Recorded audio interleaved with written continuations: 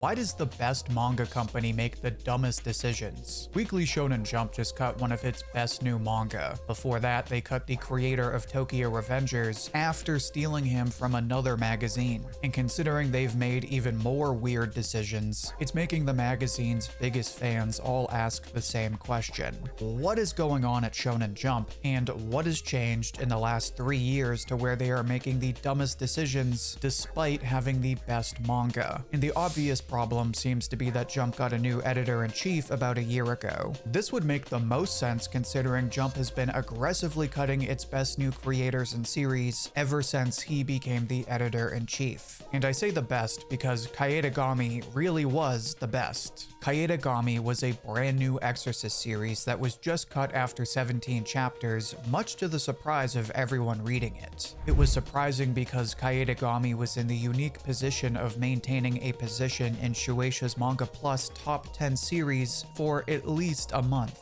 Basically, it was in the top 10 of all of Jump's current manga for probably close to 2 months, unlike most new series that do that for maybe a few weeks and then fall off fast. But Jump cut it anyway, and while some people claimed the series was already running short, most people agreed this manga had a lot of potential that Jump has now thrown out the window. And this problem only gets worse when you remember that Jump also cut Ken Wakoi 6 months ago. It did make sense because Wakoi's new manga Astro Royale wasn't doing very well and ran into a pretty boring tournament arc, but it was still confusing because Jump went to the trouble of basically poaching Wakoi from another company after Tokyo Revengers and cut his new manga after just a year of running. And even considering that the story wasn't gaining new fans, you would think that Shonen Jump, the biggest manga magazine in the world, would have the resources and wherewithal to put Wakoi in a position to succeed. And we know this is true because they've done it for other creators new to Jump, as well as new creators that worked under their very own Ichiro Oda. And then the icing on the cake is the fact that they cut another manga after about 60 chapters, but also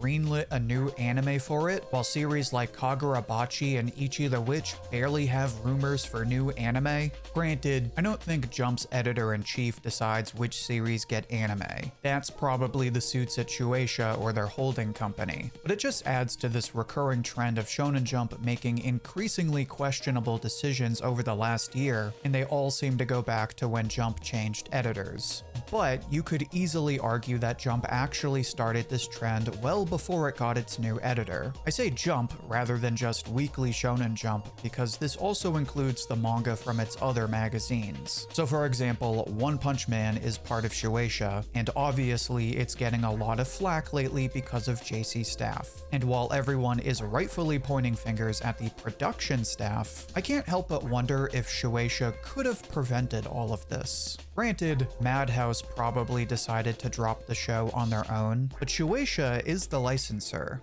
We don't know if maybe Madhouse wanted a better deal, and considering the current budget, I can't imagine Shueisha wanted to spend much money after season 1. Again, I have to emphasize that I'm not an expert, and this is purely speculation, but considering some of the more recent anime decisions, I can't help but wonder if this is where it all started. And by recent decisions, I mean Jump consistently waiting until manga are already 3 or 4 years old before giving them an anime. Witch Watch was like 4 years old when they dropped season 1, Undead Unluck was almost 4 years old, and its manga was practically ending. Akane Banashi will be at least 4 years old when it starts. The reason I point this out is because not only is this uncommon in other magazines, but it's pretty uncommon for Jump. Gachi Akata is from Kodansha, and it got an anime after 3 years, which was definitely pushing it. Shangri-La Frontier also got an anime after 3 years. Granted, the difference between 3 and 4 years doesn't seem like much, but considering My Hero Academia, Black Clover, Jujutsu Kaisen, and Dr. Stone all got anime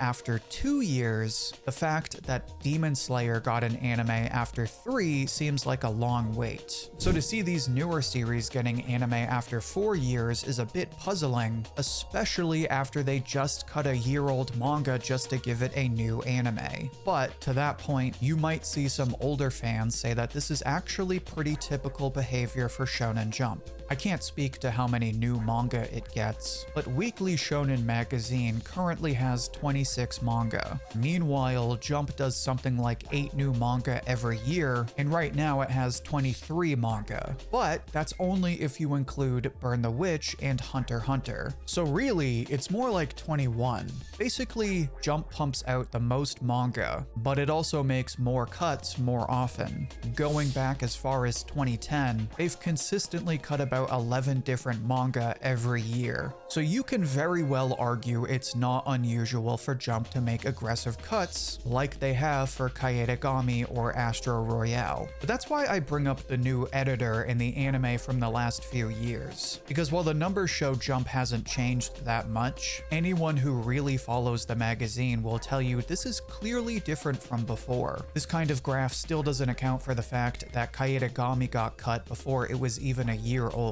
It doesn't highlight the bizarre decision to poach Ken Wakui and then leave him to hang. That one is especially weird because it's so out of line with what Jump has been capable of in the past. Jump took on the creator of Iruma-kun for Ichi the Witch, and that's doing way better than Astro Royale did. At the same time, you also have a series like Ultimate Exorcist Kyoshi, which has also fallen off a bit, but Jump is still giving the creator time to flesh out the story after more than a year of chapters. So you have to wonder what kind of direction the editors were giving Ken Wakui and why they ultimately decided to cut him loose. On the other end of things, we also have a new issue from Shonen Jump in the way they're treating their finished manga. In the past, Jump would make a statement well before a manga ended, so you would have like 6 to 12 months of notice. But last year, My Hero and Jujutsu Kaisen both ended, and we found out like 5 weeks before. With My Hero, we kind of saw it coming, but it was still weird. And then Jujutsu Kaisen was just plain brutal because we still had a few fans waiting for that Heian arc, and then Jump comes out and says there's only 5 chapters left. It seems like a really minor thing to point out, but when you consider it alongside these really weird cuts, it just adds to this overall feeling that Jump is going in a very confusing direction. Not bad, but definitely confusing. And that's why I bring up the newer issue of anime adaptations. Because we've been on what is now a consistent trend where Jump takes a series that is practically ending or about to end and then decides to give it an anime. One of the more forgotten examples is Mission Yozakura Family, which really got its anime late. But then you have Jump giving Chojo an anime right after it just got cut. The anime thing is especially concerning because what ends up happening almost every time is that these anime never reach their full potential. They come out so late that manga fans aren't nearly as excited as they were in the past when a series would get announced at the peak of its popularity. And while this seems like an obvious way to undermine any boost in manga sales, I'd actually like to take this opportunity to play devil's advocate and offer a theory on why things are changing. In the past, you wanted to capitalize on manga popularity, so you announced an anime fast while people were still excited enough to buy manga volumes. But as anime fans are well aware, this often led to anime catching up to their manga and creating tons of stress on both ends. Today, anime are starting later, but there's also more seasonal anime, and you almost never hear about pacing issues. Furthermore, people are buying less physical manga as they transition to digital platforms and are reading new chapters as they come out. So the logic could be that in addition to avoiding the old pacing issue, waiting to adapt a series could be a way to save money on physical volumes that people are buying less of. In other words, Jump is actually waiting right until a manga starts to slow down, so they can drop an anime and extend the lifeline another 2 or 3 years. This is purely speculation, and you might not even like this idea. But assuming it's true, I wouldn't be so fast to question it considering Jump is dominating the digital market. While Jump does make some of the dumbest decisions, it also has the best online accessibility. Weekly Shonen magazine could be argued to be the better magazine, but it's practically impossible to legally read the new chapters outside of Japan, and their K-manga app doesn't come anywhere close to being as great as Shueisha's Manga Plus. The other magazines are more or less absent in the digital market, with the exception of Kodansha recently growing its digital catalog.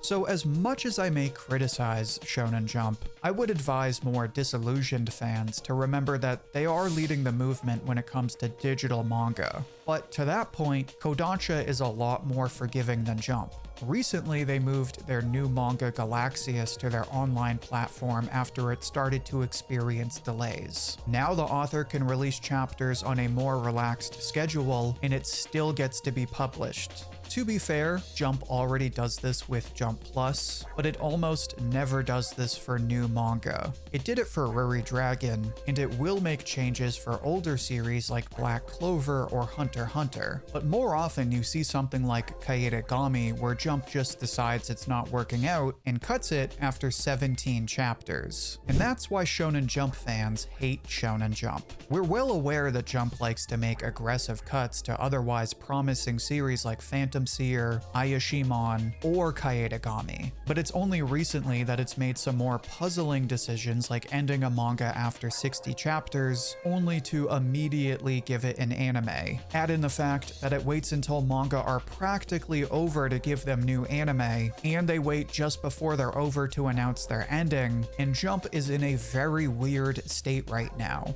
Definitely not bad. Far from it. Series like Demon Slayer and Chainsaw Man are proving that Jump is not only dominating the manga scene, but is now a big name in the movie world. And series like Dandadan prove that Jump is still the biggest source of the best new manga, whether they come from the print magazine or its new online publication.